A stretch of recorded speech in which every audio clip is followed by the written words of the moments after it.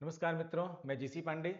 Question practice कर रहे हैं हम लोग और क्वेश्चन प्रैक्टिस में आज आपका ये अर्धशतक पूरा होने जा रहा है। ठीक है, आज ये 50 नंबर सेट है, 50वां सेट है आज ये। और हर सेट की तरह ही लगभग इसमें भी हमने 15 क्वेश्चंस लिए हुए हैं और उसकी एक अच्छी व्याख्या के साथ मैं उपस्थित हूँ आप सबके साथ। आप सबका जो समर्थन या प्यार, सपोर्ट जो भी आप कहें, वो जो भी मिल रहा है वो बड़ा अच्छा है। ठीक है, और इस क्वेश्चन प्रैक्टिस के माध्यम से हम आपके जितना भी हित कर सकते हैं वह करने की कोशिश कर रहे हैं। ठीक है, बाकी अगर आपको रेगुलर बैचेज चाहिए तो आप लोग साकेत सिविल सर्विसेज के नाम से ऐप है प्ले स्टोर पर। ठीक है, उसको आप लोग डाउनलोड कर लीजिए और उसके उसके डाउनलोड करने के बाद आप जो है अपने कोर्सेज को, ऑनलाइन कोर्सेज उसमें से आप परचेज कर सकते हैं। ठीक है, और टारगेट बैच भी चलाए जा रहे हैं। अभी ये क्रैश कोर्स भी हमने लॉन्च किया है, आप क्रैश कोर्स भी चाहे तो ले सकते हैं वहाँ से। ठीक है, बाकी यहाँ से तो हम लोग क्वेश्चन प्रैक्टिस कर ही रहे हैं। वहाँ जो आपको एक्स्ट्रा मटेरियल है वो भी हम आपको दे रहे हैं। जीएस का भी हम जो आपके कमिंग एग्जाम जितने भी अभी आप लोग जो मई जून में होने जा रहा है उसमें तो खैर नहीं आएगा, लेकिन उसके बाद के जितने भी टीजीटी के एग्जाम होंगे, पीजीटी के एग्जाम होंगे, इन सब में जीएस का एक अच्छा खासा पोर्शन आने जा रहा है। तो उसके लिए भी आपको जीएस की प्रिपरेशन भी करनी चाहिए। तो जीएस का भी हम लोग न्यू बैच कमिंग मंडे से लेने जा रहे हैं और जिसमें वो बैच आपका साइंस एंड टेक्नोलॉजी और इंडियन इकोनॉमी से स्टार्ट होगा।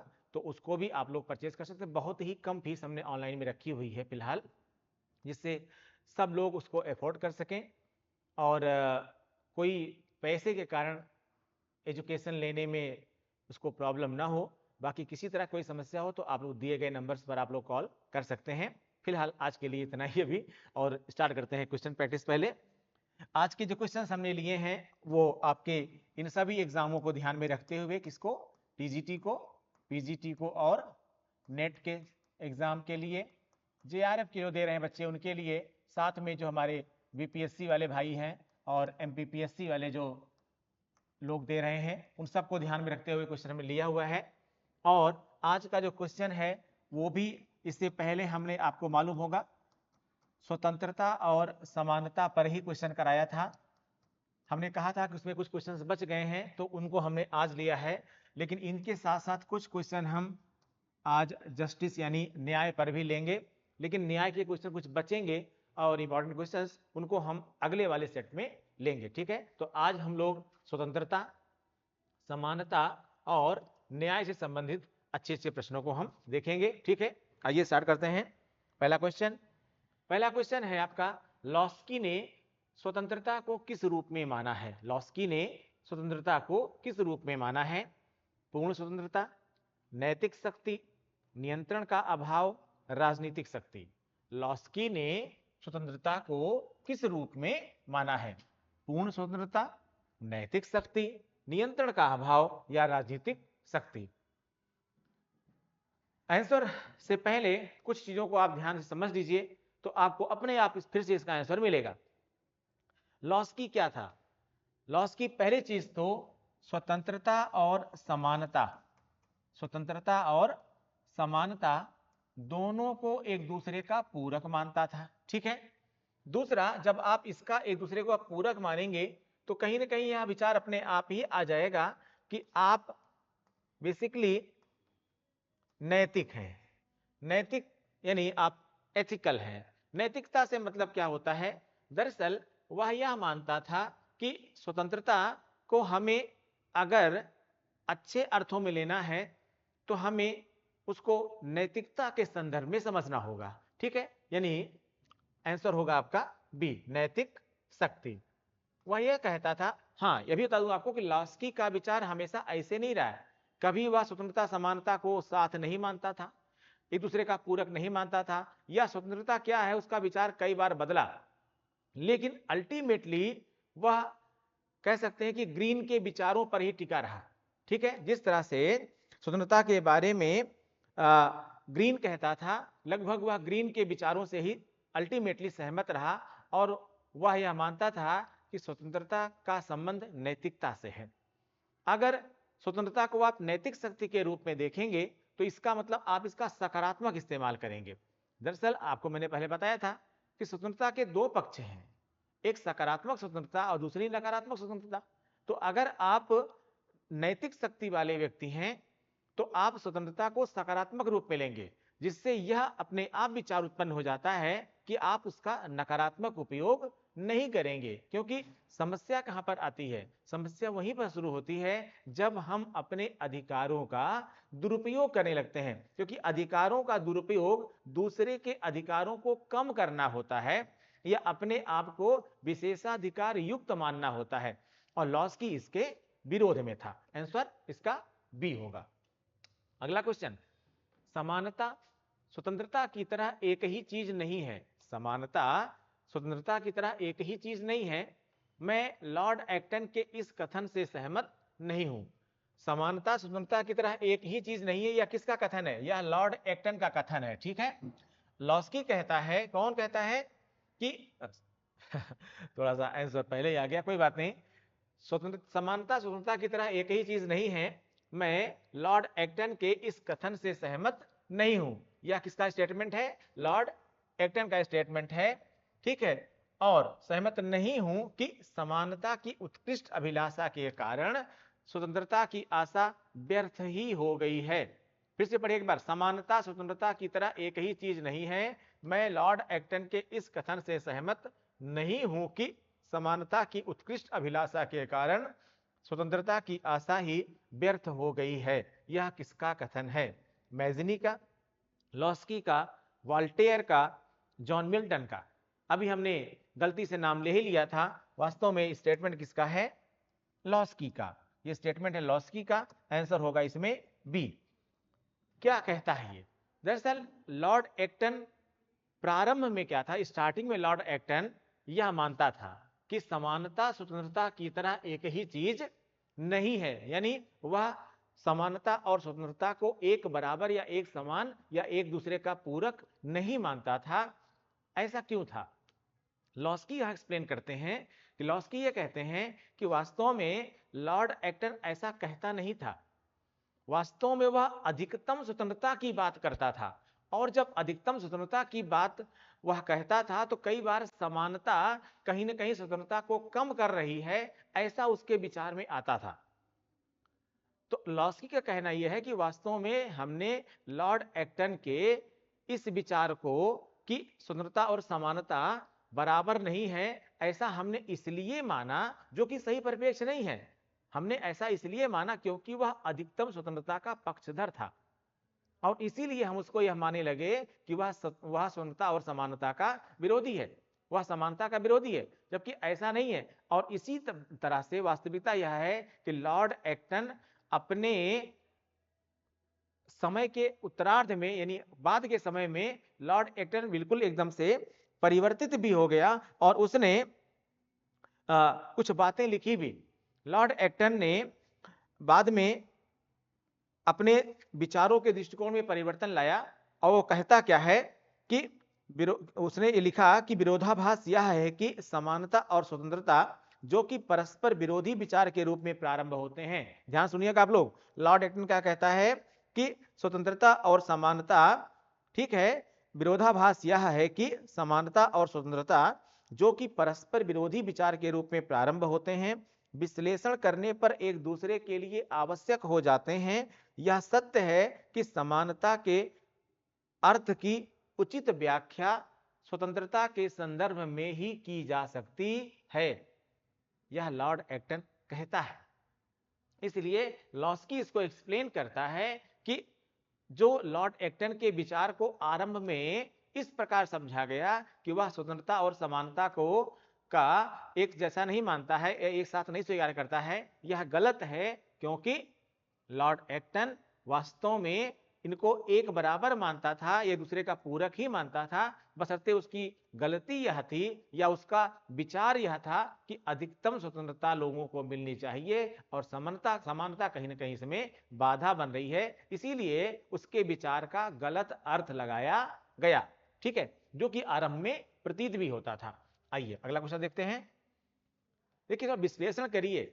अगर हमने आपसे बार बार कहा है बेटा, आप रटिए मत, समझने की कोशिश करिएगा। जैसे ही इसको समझेंगे आप ना, आपके कई क्वेश्चन अपने आप होते चले जाएंगे। ठीक है, इसलिए रटिए समझिए।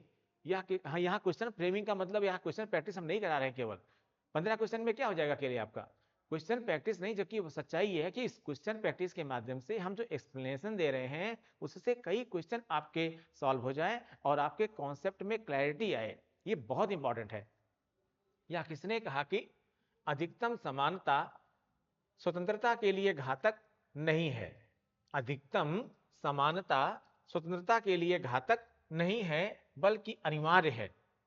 बहुत अच्छा विचार है। यह किसने कहा कि अधिकतम समानता स्वतंत्रता के लिए घातक नहीं है बल्कि अनिवार्य है? लॉस्की कहता है कि ऑरेस्टोनी कहता है, या आर.एच. सोल्टाउ का कहना है ये, या जी.डी.एच. कोल का कहना है ये? किसने कहा? किसने कहा कि समानता स्वतंत्रता के लिए घातक नहीं है बल्कि अनिवार्य है? वास्तव में यह स्टेटमेंट है आर.एच. टॉनी का।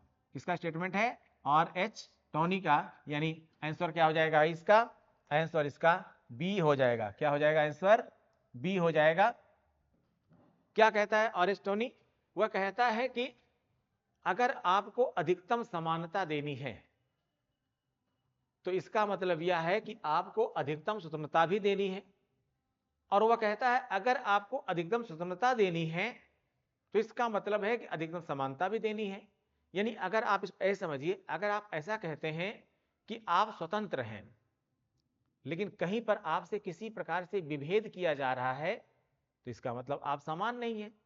ठीक है ना?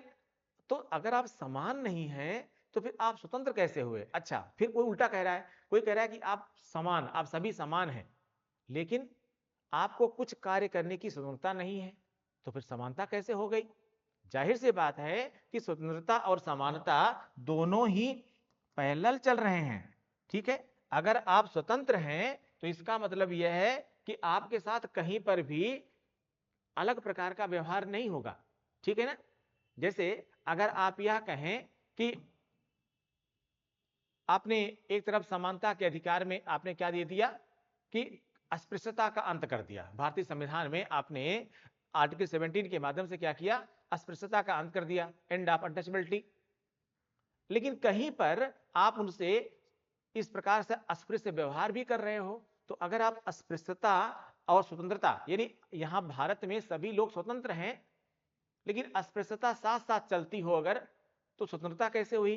क्योंकि कुछ जगहों पर समानता उनके साथ हो ही नहीं, उनके साथ समानता का व्यवहार हो ही नहीं रहा है। आप जा रहे हैं, आप खड़े हैं और अगला वहीं पर जाकर के बैठना पड़ रहा है, आप कुर्सी पर बैठ रहे हैं, अगला जमीन पर बैठ रहा है, तो समानता कैसे हुई? और अगर समानता नहीं हुई तो वह स्वतंत्रता कैसे हुई? इसलिए समानता और स्वतंत्रता दोनों को एक साथ लेकर चलना पड़ेगा, ऐसा कहता है कौन? आर.एच. टॉनी साहब का स्टेटमेंट है। अब इसके बारे में कुछ लोगों ने और भी अलग अलग विचार भी दिया है, हमने थोड़ा सा उनको भी नोट किया है, उनको आप लोग देख लीजिए। पहले चीज तो इसका आप लोग स्क्रीनशॉट लीजिए। थोड़ी मेहनत आपके साथ एक्स्ट्रा करते हैं कि जिससे आपको एक क्वेश्चन के साथ साथ बहुत चीजें मिल जाएं। ठीक है, आइए। अब चूंकि यहां पर काफी कॉन्ट्रडिक्शन है और जितना लिखा है मैंने सब एक तरह से क्वेश्चन जान लीजिए हैं, क्योंकि ये सब बदल बदल करके क्वेश्चन अलग अलग तरीके से पूछा गया है। अब इसको हमने यहां पर इकट्ठा किया हुआ है। अब आइए देखिए आर.एच. टॉनी क्या कहता है। आर.एच. टॉनी ने कहा है कि अधिकतम समानता स्वतंत्रता के लिए घातक नहीं बल्कि अनिवार्य है, जो एक क्वेश्चन के तौर पर अभी इससे पहले मैंने आपको थर्ड क्वेश्चन कराया। ठीक, लेकिन यहीं पर थोड़ा और बता दूं आपको कि कौन कौन लोग एक दूसरे का पूरक मानते हैं इसको। लॉस्की, इस तरह का मैं स्टेटमेंट पहले भी दे चुका हूं। Laski, Pollard, doctor Ashirvadam, R H. Tawney आदि विद्वान स्वतंत्रता एवं समानता को एक दूसरे का पूरक मानते हैं। इन लोगों का मानना है कि जिस राज्य में समानता नहीं है वहां स्वतंत्रता नहीं रह सकती। इसी संदर्भ में टॉनी क्या कहता है? इसी संदर्भ में टॉनी का कहना है कि समानता की एक बड़ी मात्रा स्वतंत्रता की विरोधी ना होकर उसके लिए आवश्यक है। ठीक है, क्या कहता है कि समानता की एक बड़ी मात्रा स्वतंत्रता की विरोधी ना होकर उसके लिए आवश्यक है। इसी तरह से एक स्टेटमेंट और भी है, आशीर्वादम, और ये स्टेटमेंट कई बार पूछा गया है, असिस्टेंट प्रोफेसर के एग्जाम में भी आया है, आपके एलटी के एग्जाम में भी आया हुआ है, नेट के एग्जाम में कई बार रिपीट किया गया है और पीजीटी में भी कई बार पूछा गया है। ठीक है, और अलग अलग स्टेट के बारे में बता रहा हूं आपको मैं, इसलिए आशीर्वादम का भी आप इसको ढंग से, बड़ा अच्छा स्टेटमेंट दिया है। क्या कहा है डॉक्टर आशीर्वादम? क्या कहते हैं कि फ्रांस के क्रांतिकारी ना तो पागल थे और ना ही मूर्ख जब उन्होंने समानता एवं भ्रातृत्व का नारा लगाया था। ठीक है ना। क्या कहते हैं कि फ्रांस के यानी फ्रांस की क्रांति को सही ठहराते हुए यह बताते हैं कि उन्होंने समानता और स्वतंत्रता के लिए ही क्रांति की थी। तो क्या वो लोग मूर्ख थे, क्या वो लोग पागल थे, ऐसे ही कर रहे थे? नहीं। इसी में प्रोफेसर पोलार्ड का स्टेटमेंट एक और है भैया, इसको अब देख लीजिए। ठीक है, डॉक्टर आशीर्वादम का देखा आपने, लॉस्की, पोलार्ड, इन सबका भी देख लिया आपने, लेकिन यहीं पर आप प्रोफेसर पोलार्ड को अलग से देख लीजिए स्टेटमेंट। ठीक है, मैंने आर एस टोनी का स्टेटमेंट यहां बताया, लॉसी का पहले बता चुका हूं, आशीर्वादम का यहां बताया, और पोलार्ड को मैं अब यहां पर ले रहा हूं। क्या कह रहा है? स्वतंत्रता की समस्या का केवल एक हल और वह समानता में निहित है। क्या कहते हैं? स्वतंत्रता की समस्या का केवल एक हल है और वह समानता में निहित है। स्क्रीनशॉट जरूर ले लीजिएगा इसका, और सब इसको आप लोग समझ भी लीजिए, रट भी लीजिए। ठीक, अगला क्वेश्चन, इनमें से किसने कहा था कि राज्य का उद्देश्य स्वतंत्रता और समानता दोनों है? इनमें से किसने कहा था कि राज्य का उद्देश्य स्वतंत्रता और समानता दोनों है? लॉस्की, क्रॉसलैंड, हीगल और ग्रीन, किसने कहा था इसको कि स्वतंत्रता का संबंध, राज्य का उद्देश्य स्वतंत्रता और समानता दोनों है? लॉस्की, क्रॉसलैंड, हीगल, ग्रीन, किसने कहा था? बताइए भाई। रिपीटेड क्वेश्चन है ये, कि राज्य का उद्देश्य दोनों है, स्वतंत्रता प्रदान करना भी है और साथ में समानता प्रदान करना भी है। स्टेटमेंट है ये लॉस्की का, आंसर होगा इसका ए। लॉस्की के बारे में मैंने आपको पहले बता दिया। लॉस्की का यह मानना था कि वास्तव में राज्य का मुख्य रूप से उद्देश्य ही यही है, राज्य उद्देश्य ही यही है कि लोगों को अधिकतम स्वतंत्रता मिले, और अधिकतम स्वतंत्रता का मतलब ही है लोगों से किसी भी प्रकार की का भेदभाव ना किया जाए। ठीक है, और और लोगों को समानता मिले, और समानता का सामान्य अर्थ यह है कि किसी को विशेषाधिकार प्राप्त नहीं हो। वास्तव में जब किसी को विशेष अधिकार प्राप्त होता है तो वहीं पर आप यह कह सकते हैं कि समानता नहीं है।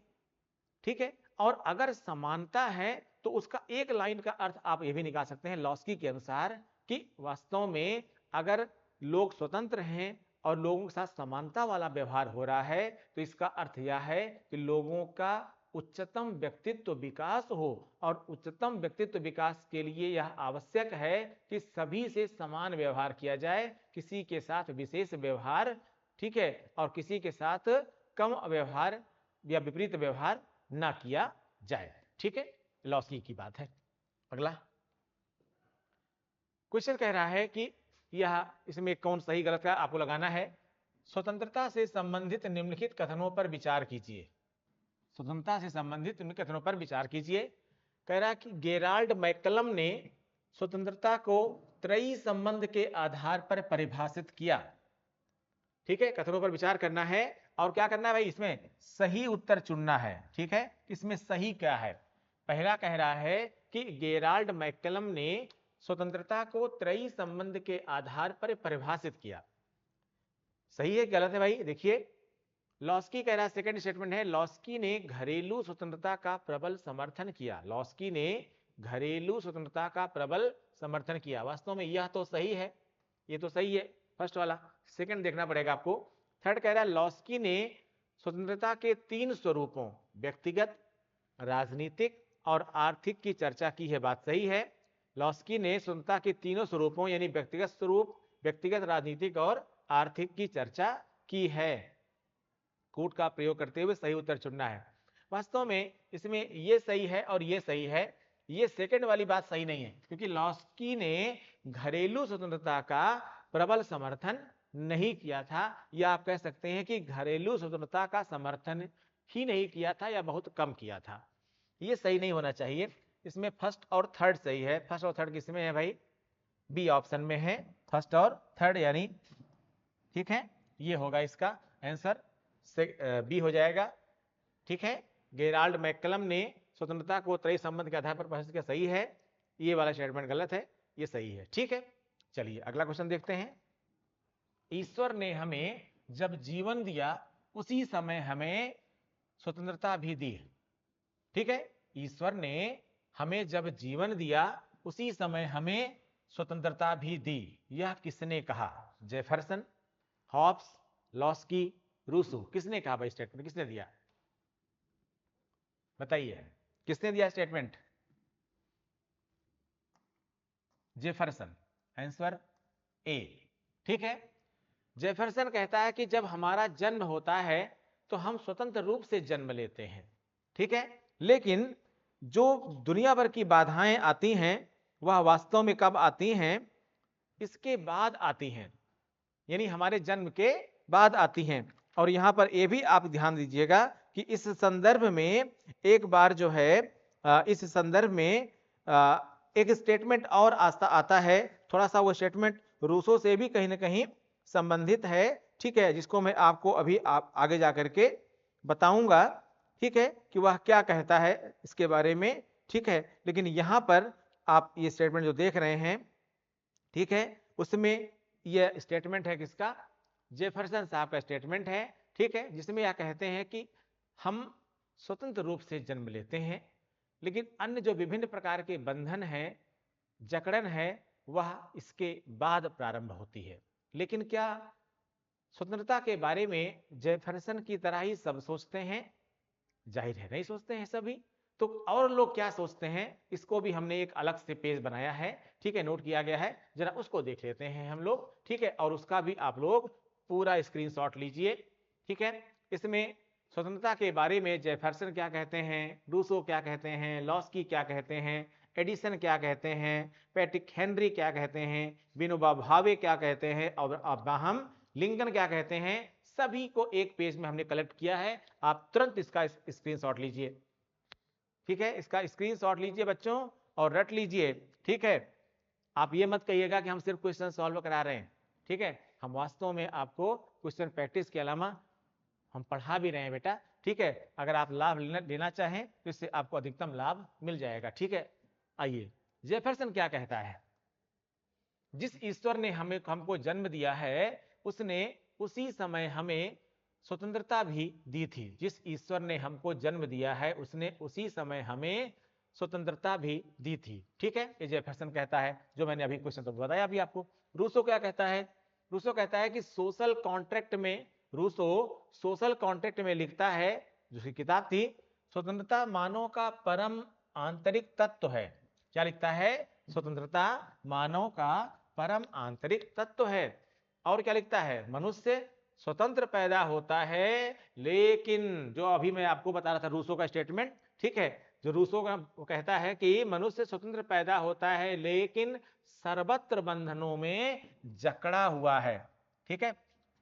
जेफरसन ने क्या कहा कि जब हम जन्म लेते हैं तो उस समय हमारे जन्म के साथ ही क्या होती है? स्वतंत्रता जुड़ी होती है। रूसो इसी को एक्सपेंड करता है, ठीक है, रूसो इसी का एब्रीविएशन करता है। वो कहता है कि जन्म तो हमारा स्वतंत्र होता है लेकिन हम विभिन्न प्रकार के बंधनों से जकड़ दिए जाते हैं, ठीक है। तो इसको दोनों को साथ में जोड़ के आप पढ़िएगा। अब लॉस्की क्या कहता है ये मैं आपको भी पहले बता चुका था, फिर यहां लिया मैंने। स्वतंत्रता का अर्थ उस वातावरण के संचारण से है जिसके अंतर्गत मनुष्य को अपने सर्वोत्तम रूप में प्रकट होने का अवसर मिलता है, यह लॉस्की कहता है, ठीक है। यानी सर्वोत्तम रूप में प्रकट होना यानी नैतिक विकास संबंध, ठीक है। एडिसन क्या कहता है? जब स्वतंत्रता चली जाती है तब जीवन निस्तेज हो जाता है, ठीक है, यानी जीवन में कोई चेतना जैसी चीज नहीं रह जाती है, ठीक है, उसमें कोई उत्साह नहीं रहता। जाहिर सी बात है कि स्वतंत्रता आपको जकड़े रखती है ना, और जब आप विभिन्न प्रकार के बंधनों से जकड़े हुए हैं तो आप ऐसा कैसे कह सकते हैं कि हमारे जीवन में तेज है, हम खुश हैं, ठीक है, कमी हो जाएगी ना इसमें। लेकिन हेनरी साहब क्या कहते हैं? मुझे स्वतंत्रता दो अथवा मृत्यु, ठीक है, क्या कहते हैं? मुझे स्वतंत्रता दो अथवा मृत्यु, यानी मैं रहूं तो स्वतंत्र रहूं, नहीं तो मुझे मृत्यु मंजूर है। अब इसी को आप चंद्रशेखर आजाद साहब से जोड़ सकते हैं। सही चंद्रशेखर आजाद ने भी क्या कहा कि मैं आजाद था, आजाद हूं और आजाद ही मरूंगा। और जब पुलिस सामने आती है तो क्या करते हैं? अपने आप को खुद गोली मार लेते हैं, क्योंकि उनके पास अंतिम गोली बची थी। बहुत बड़ी बात है ये, ठीक है, क्योंकि वह भी यह मानते थे कि आजाद यानी स्वतंत्र, स्वतंत्र था, स्वतंत्र हूं और स्वतंत्र ही रहूंगा। ठीक है, ये यहां पर जोड़ सकते हैं। और यह आप जो मैंने अभी आपको बताया कुछ दिन पहले, जो इससे पहले की भर्ती में ये आपके इंटरव्यू में क्वेश्चन पूछा गया था। ठीक है, कमीशन ने पूछा था किसी बच्चे से, तो उसने मुझे बताया था, इसलिए मैंने बता दिया आपको। विनोबा भावे का एक स्टेटमेंट है यहां पर, स्वतंत्रता जन्म सिद्ध हक नहीं है, कर्म सिद्ध हक है। स्वतंत्रता जन्म सिद्ध हक नहीं बल्कि क्या है, कर्म सिद्ध हक है। जो मैंने अभी आपको चंद्रशेखर आजाद का एग्जाम्पल दिया था वह पैट्रिक हेनरी से जोड़ करके दिया था, और पैट्रिक हेनरी से जोड़ करके ही यह क्वेश्चन पूछा गया था। ठीक है, कि जिस प्रकार का स्टेटमेंट आजाद साहब का था उसी प्रकार का स्टेटमेंट और किस चिंतक ने दिया था, तो यह कौन सा था, पैट्रिक हेनरी था। विनोबा भावे का मैंने बताया आपको कि स्वतंत्रता जन्म सिद्ध हक नहीं, कर्म सिद्ध हक है। ठीक है, जन्म के साथ आपके साथ जुड़ी हो यह आवश्यक नहीं है, लेकिन कर्मों के लिए आपको स्वतंत्रता की आवश्यकता अवश्य है, ऐसा विनोबा भावे कहते हैं। अब्राहम लिंकन क्या कहता है, ठीक है, अब्राहम लिंकन क्या कहता है, चूंकि ये कमजोर की आवाज उठाते थे लिंकन साहब, ये कहते हैं जो लोग दूसरों को आजादी नहीं देते उन्हें खुद भी इसका हक नहीं होता। क्योंकि बराबरी की बात करते हैं ना अब्राहम लिंकन साहब, और यह भी गरीबों की बात करते थे, यह भी गोरे कालों की बात करते थे। तो क्या कहते हैं, क्योंकि वहां पर भी यही समस्या थी आपकी ब्लैक एंड व्हाइट की, तो चूंकि ये लोग कहीं ना कहीं दास समझे जाते थे वहां पर, इसलिए अब्राहम लिंकन समानता के समर्थक थे और स्वतंत्रता के समर्थक थे। कहते हैं कि जो लोग दूसरों को आजादी नहीं देते उन्हें खुद भी इसका हक नहीं होता। यह मैंने स्वतंत्रता के बारे में और वो लोगों के जो विचार थे वह मैंने यहां बताया। आइए लेते हैं अगला क्वेश्चन। आनुपातिक समानता के सिद्धांत का प्रतिपादन किया था। आनुपातिक समानता, प्रोपोर्शनल इक्वालिटी के सिद्धांत का प्रतिपादन किया था अरस्तु ने, लॉस्की ने, रॉल्स ने, प्लेटो ने। ठीक है, किसने किया था, अरस्तु ने, लॉस्की ने, रॉल्स ने या प्लेटो ने। प्रोपोर्शनल इक्वालिटी का सिद्धांत दिया था अरस्तु ने। आंसर क्या होगा इसका, ए हो जाएगा। ठीक है, अरस्तु ने दिया था। अरस्तु क्या कहता है प्रोपोर्शनल इक्वालिटी के बारे में, अरस्तु यह कहता है कि प्रत्येक व्यक्ति को समाज के सदस्य के रूप में उसका उचित भाग प्रदान करना चाहिए। वह कहता है कि राज्य को अपने नागरिकों को उनकी योग्यता और उनके महत्व को ध्यान में रखते हुए उन्हें विभिन्न राजनीतिक पदों, सम्मानों, पुरस्कारों, ठीक है, और अन्य का बंटवारा न्यायपूर्ण ढंग से करना चाहिए और आनुपातिक रूप में करना चाहिए। यहां आनुपातिक रूप से संबंध का क्या संबंध है कि जो जिस योग्य है उसको इस प्रकार से चीजें मिलनी चाहिए। यानी इसका मतलब यह नहीं है कि जो योग्य नहीं है उसको बिल्कुल दिया ना जाए, नहीं, उसको भी दिया जाए, लेकिन जो अधिक योग्य है उनको अधिक मिलना चाहिए। ठीक है, क्योंकि वह ये कहता है कि अगर बराबर का मामला आप कर देंगे बंटवारे में किसी भी मामले में, तो जैसा कि मैंने आपको इससे पहले बताया था कि अगर कोई ईंट बनाने वाला व्यक्ति, ईंट भट्टी पर काम करने वाला व्यक्ति है और कोई वैज्ञानिक है, अगर दोनों की सैलरी, दोनों का पद सम्मान अगर बराबर हो जाएगा तो फिर ये विषमता है। ठीक है, और इस प्रकार के व्यवहार से राज्य में विसंगति उत्पन्न हो जाएगी। इसी को कहता है अरस्तु, क्योंकि वो कहता है कि इन सब के विषम वितरण से राज्य में असंतोष उत्पन्न होगा। ठीक है, इसको भी आपको थोड़ा समझना जरूरी है। ठीक है, हो सकता है हमने इसको लिया हो अलग से, चलो नहीं लिया हुआ है कोई बात नहीं है। तो लेकिन इस संदर्भ में क्योंकि अरस्तु जो कहता है वह साफ साफ कहता है। आप जानते हैं अरस्तु के बारे में कि अरस्तु को राजनीति विज्ञान का जनक कहा जाता है, फादर ऑफ पॉलिटिकल साइंस माना जाता है। और अब इसने अपनी बुक जो कि पॉलिटिक्स है या पॉलिटी है, ठीक है, में क्या कहता है, विभिन्न प्रकार की स्टेटमेंट देता है, लेकिन वहीं पर सोशल कॉन्ट्रैक्ट जो इसकी बुक है उसमें यह सामान्य इच्छा के सिद्धांत का प्रतिपादन भी करता है। इसके साथ साथ जॉन रॉल्स की एक बुक है जिसका जानते हैं आप नाम है द थियरी ऑफ जस्टिस। ठीक है, इसमें वह वितरणात्मक न्याय की बात करता है। ये याद रखिएगा, यहां पर जॉन रॉल्स वितरणात्मक न्याय की बात करता है, लेकिन अरस्तु आनुपातिक न्याय की बात करते हैं या आनुपातिक स्वतंत्रता की बात करते हैं। ठीक है, आइए अगला क्वेश्चन देख लेते हैं। सूची 1 तथा सूची 2 को सुमेलित कीजिए तथा नीचे दिए गए कूट की सहायता से सही उत्तर का चयन कीजिए। सूची 1 तथा सूची 2 को सुमेलित कीजिए तथा नीचे दिए गए कूट की सहायता से सही उत्तर का चयन कीजिए। आइए भाई मिलाइए। राजनीतिक समानता का मतलब क्या होता है? राजनीतिक समानता का मतलब होता है कि सबको पॉलिटिकल राइट एक जैसे मिले। इसका मतलब यह हुआ कि एक व्यक्ति एक मत, यह क्या है? राजनीतिक समानता। ठीक है, यानी ए का 3 सही है। ए का 3 किस में है भाई? ए का 3 केवल बी में है। चलिए आगे मिलाते हैं। सामाजिक समानता का मतलब क्या होता है? सामाजिक समानता का मतलब होता है कि किसी भी प्रकार से अगर आपसे भेदभाव किया जा रहा है, इसका मतलब क्या हुआ? आप में सामाजिक समानता नहीं है। साथ साथ आप लोग बताते चलिए यहां से। ठीक है, आर्थिक समानता का मतलब क्या होता है? आर्थिक समानता का मतलब यह होता है कि किसी भी प्रकार से कोई किसी का शोषण ना करे, यानी बेगार ना कराए। ठीक है, और कानूनी समानता का मतलब होता है कानून के समक्ष समानता, यानी डी का क्या हो जाएगा? 1 हो जाएगा। तो ए का 3rd ठीक है, बी का 4th ठीक है, और सी का 2 ठीक है, ये भी सही है। आंसर हो जाएगा बी। ठीक है, 3 4 2 1। ठीक है, इसमें से एबीसीडी में इधर क्या हो जाएगा? 3 4 2 1। ठीक, रट लीजिएगा इसको भी आप लोग। अगला क्वेश्चन देखते हैं।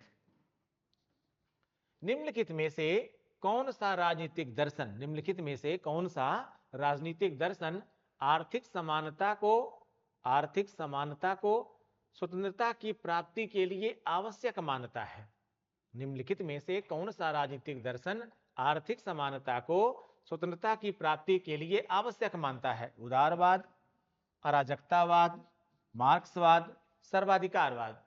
अब चूंकि इस पर तो काफी क्वेश्चन करा चुका हूं, इसलिए आप तुरंत मार देंगे। ठीक है, मार्क्सवाद, कोई समस्या ही नहीं है। Answer C. ठीक है, यानी मार्क्सवाद जो है आर्थिक समानता को स्वतंत्रता के लिए आवश्यक मानता है। यानी मार्क्सवाद का यह मानना था कि जब तक आर्थिक बराबरी नहीं होगी तब तक स्वतंत्रता का भी कहीं कोई मतलब नहीं है। ठीक है, यानी वह मानता था कि आर्थिक बराबरी ही स्वतंत्रता, ही वास्तविक स्वतंत्रता है। बिना आर्थिक बराबरी के, ठीक है, जब तक आर्थिक स्तर सबका बराबर नहीं होगा तब तक स्वतंत्रता का कोई अर्थ नहीं है। ठीक है, आइए अगला क्वेश्चन।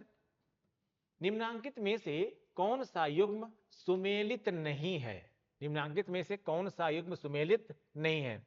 अवसर की उचित समानता की बात कौन करता है? John Rawls. जटिल समानता की बात कौन करता है? Joshua Cohen. सामर्थ्य की समानता की बात कौन करता है? अमर्त्य सेन। ठीक है, जिसके पास जितनी शक्ति होगी। ठीक है, सामर्थ्य की समानता अमर्त्य सेन। और संसाधनों की समानता की बात करता है डॉर्किन। वास्तव में यह सही है, नहीं पूछ रहा है। यह भी सही है, यह भी सही है, लेकिन बी सही नहीं है। ठीक है, जटिल समानता का संबंध जोशुआ कोहेन से नहीं है, जबकि अवसर की उचित समानता का संबंध जॉन रॉल्स से है। सामर्थ्य की समानता का संबंध अमर्त्य सेन से है।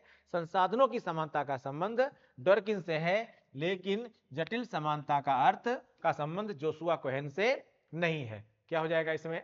जो है आंसर बी हो जाएगा। अगला क्वेश्चन। नीचे 2 वक्तव्य दिए गए हैं, एक को कथन ए और दूसरे को कारण आर कहा गया है। ठीक है, देखना है क्वेश्चन को। मैंने आपको इसकी ट्रिक बताया था पहले के सेट में कि जब भी आप इसको पढ़िए लास्ट में क्योंकि लगा दीजिए, और फिर जब इसको पढ़िए तो इसके बाद फिर क्योंकि लगा दीजिए और उल्टा पढ़ लीजिए, आपको सब मिल जाएगा आंसर। जैसे देखिए, समानता का अर्थ है किसी भी प्रकार की विशेष सुविधाएं समाप्त कर दी जानी चाहिए। ठीक है, क्योंकि मनुष्य और मनुष्य के मध्य कोई विभेद नहीं होना चाहिए। फिर से चाहते लगा दिए क्योंकि समानता का अर्थ है किसी भी प्रकार की विशेष सुविधाएं समाप्त कर दी जानी चाहिए। यानी यहां से पढ़े तो भी क्योंकि लगा सकते हैं, वहां से पढ़े तो भी क्योंकि लगा सकते हैं। ठीक है ना, फिलहाल एक ही बार पढ़िए, आपको ऐसा मिल जाएगा। समानता का वास्तविक अर्थ यही है कि किसी भी प्रकार का किसी को विशेषाधिकार नहीं होना चाहिए, ठीक है। और दूसरा यहां कह रहा कारण कि मनुष्य और मनुष्य के मध्य कोई भी भेद नहीं होना चाहिए। बिल्कुल, ए और आर दोनों सही हैं, ए और आर दोनों सही हैं, और एक ही सही व्याख्या भी आर करता है। आंसर ए हो जाएगा, ठीक है, आंसर ए हो जाएगा। अगला क्वेश्चन, न्याय का अर्थ है कि, न्याय का अर्थ है कि कोई भेदभाव नहीं किया जा सकता। बी कह रहा है भेदभाव किया जा सकता है। सी कह रहा है राजा की बुद्धि के अनुसार भेदभाव किया जा सकता है। डी कह रहा है बहुमत के अनुसार भेदभाव किया जा सकता है। क्या होगा भाई? अरे भाई, न्याय का मतलब ही है जस्टिस किसे कहते हैं। अगर किसी के साथ आपने भेदभाव किया तो फिर जस्टिस कहां रह गया, ठीक है। जो न्याय की परिभाषा है, न्याय की अवधारणा है, उसके अनुसार क्या होना चाहिए, किसी के साथ किसी भी प्रकार का कोई भी भेदभाव नहीं किया जा सकता है। यहां पर एक ऑगस्टाइन का स्टेटमेंट है जो मैंने नोट भी किया है, आपको उसका स्क्रीनशॉट आप ले लीजिए, ठीक है। न्याय के बारे में है पूरी बातें, ठीक है, पूरी जो सेंटेंस है पूरा न्याय से संबंधित है, जस्टिस संबंधित है, इसका भी आप लोग स्क्रीनशॉट ले लीजिए, ठीक है। मैंने अलग अलग लोगों को लिया है यहाँ पर, ठीक, न्याय को परिभाषित किया अलग लोगों ने। प्यारे बच्चों, सब आप याद कर लीजिए, आपको मई जून का जो एग्जाम है टीजीटी बीजीटी का, इसमें बहुत फायदा मिलेगा आपको। उसके बाद तो हम लोग साथ रहेंगे ही, ठीक है। अभी आप टीजीटी निकालिए तो फिर आपको असिस्टेंट प्रोफेसर बनाएंगे, असिस्टेंट प्रोफेसर निकाल लेंगे तो फिर आप और आगे बढ़िए। ऐसा नहीं है, रुकना नहीं है, जीवन में कोशिश करते रहिए आप आगे बढ़ने के लिए, ठीक है। और आगे बढ़ना जो है, आगे बढ़ने की प्रेरणा रखना, आगे और आगे बढ़ते रहना, ऐसा सोचना गलत नहीं होता है, बस वह नैतिक रूप में होना चाहिए, ठीक है। रुकिए नहीं, जो मिल जाए उसको लेते जाइए, लेकिन आगे के लिए हमेशा प्रयास करते रहिए, ठीक है। आइए, क्या कह रहा है, सभी प्रकार के भेदभाव का अभाव ही न्याय है। लेकिन यहीं पर ऑगस्टाइन का एक स्टेटमेंट है, इसको समझिएगा। ऑगस्टाइन क्या कहता है? ऑगस्टाइन के अनुसार न्याय एक व्यवस्थित और अनुशासित जीवन व्यतीत करने तथा उन कर्तव्यों का पालन करने में है, ठीक है, जिनकी व्यवस्था मांग करती, गलत लिखा है, जिनकी व्यवस्था मांग करती है, ठीक है। आगे क्या कहते हैं ये, कि जिन राज्यों में, यहां से बहुत इंपॉर्टेंट लाइन है, जिन राज्यों में न्याय नहीं रह जाता है वह डाकुओं के झुंड मात्र कहे जा सकते हैं। जिन राज्यों में न्याय नहीं रह जाता वह डाकुओं के झुंड मात्र कहे जा सकते हैं। न्याय नहीं तो यही है ना, जैसे पहले क्या था, कोई भी आया किसी के घर लूट के लेके चला जा रहा है, जबरदस्ती छीन ले रहा है, शक्ति का बेजा इस्तेमाल कर रहा है, गलत इस्तेमाल कर रहा है, तो राज्य वहां पर क्या रह जाता है, वहां पर अराजकतावाद आ जाता है। और जहां पर न्याय है, समानता है, बराबरी है, वहां पर क्या हो जाएगा, वहीं आप स्वतंत्र हैं और वहीं पर लोकतंत्र होता है, ठीक है। और वही सही अर्थों में राज्य है। लेकिन थ्रेसिमेकस क्या कहता है? थ्रेसिमेकस के अनुसार न्याय शक्तिशाली का हित है, न्याय शक्तिशाली का हित है, जिसको हम सही स्टेटमेंट नहीं मानते हैं। लेकिन फिलहाल इसने यह कहा कि न्याय शक्तिशाली का हित है, नहीं, यह एक प्रकार से नकारात्मक न्याय की परिभाषा है। लेकिन सेफालस क्या कहता है? सेफालस कहता है कि न्याय सत्य बोलने तथा अपना कर्ज चुकाने में है, ठीक है। ये न्याय को कर्ज चुकाने के संदर्भ में देखते हैं, लेकिन सत्य बोलने के साथ देखते हैं, ठीक है ना। इनका यह मानना था कि हम यहाँ आए हैं तो अपना कर्ज चुकाने आए हैं, ठीक है, न्याय के साथ रहिए, कर्ज चुकाइए, काम करिए, चले जाइए, ठीक है। प्लेटो क्या कहता है? चूंकि प्लेटो दार्शनिक संदर्भ में कहेगा ये बात, क्या कहता है? प्रत्येक व्यक्ति का अपना विशिष्ट कार्य करना तथा दूसरों के कार्य में हस्तक्षेप ना करना ही क्या है, न्याय है। मैंने क्या कहा था आपको कि दार्शनिक है तो दार्शनिक वाली बात करेगा, यानी अच्छी बात कह रहा है। यहां पर क्या कह रहा है कि प्रत्येक व्यक्ति का अपना विशिष्ट कार्य करना तथा दूसरों के कार्य में हस्तक्षेप ना करना ही क्या है, न्याय है। चलिए आगे देखते हैं, अगला क्वेश्चन बचा है, प्लेटो ने समर्थन किया, प्लेटो ने समर्थन किया किसका? न्याय का सार्वभौमिक सिद्धांत, न्याय का शुद्ध विधिक सिद्धांत। यहां ये 3-4 क्वेश्चन हमने न्याय के लिए लिए हैं। अगला जो सेट हमारा होगा वह न्याय पर ही होगा, उसमें पूरे क्वेश्चन न्याय के ही रहेंगे, ठीक है। न्याय का सार्वभौमिक सिद्धांत किसने? प्लेटो ने। न्याय का सार्वभौमिक सिद्धांत, न्याय का शुद्ध विधिक सिद्धांत, न्याय का तात्विक सिद्धांत न्याय का उपर्युक्त सभी सिद्धांत, ठीक है, प्लेटो ने किसका समर्थन किया था? प्लेटो ने न्याय के तात्विक सिद्धांत का समर्थन किया था। आंसर क्या हो जाएगा? सी हो जाएगा। और ये तात्विक सिद्धांत क्या होता है? तात्विक सिद्धांत किसे कहते हैं भाई? देखिए, तात्विक सिद्धांत का मतलब यह होता है कि तात्विक सिद्धांत जो हमारा है वह यह कहता है कि संपूर्ण न्याय प्रणाली को दार्शनिक राज्य पर आधारित कर देना चाहिए। संपूर्ण न्याय प्रणाली को दार्शनिक आधार पर या दार्शनिक राज्य पर आधारित होना चाहिए। और दार्शनिक आधार का मतलब ही होता है, चूंकि वह दार्शनिकों को बुद्धिमान मानता था, दार्शनिकों को यह मानता था कि वह कोई गलत कार्य नहीं करेगा, वह ज्ञानी होगा, पढ़ा लिखा होगा, ठीक है, अच्छा जानकार होगा, इसके लिए वह यह मानता था कि वह गलत नहीं होगा। और गलत नहीं होगा तो जो अगर गलत नहीं होगा तो फिर लोगों के साथ न्याय भी सुनिश्चित होगा।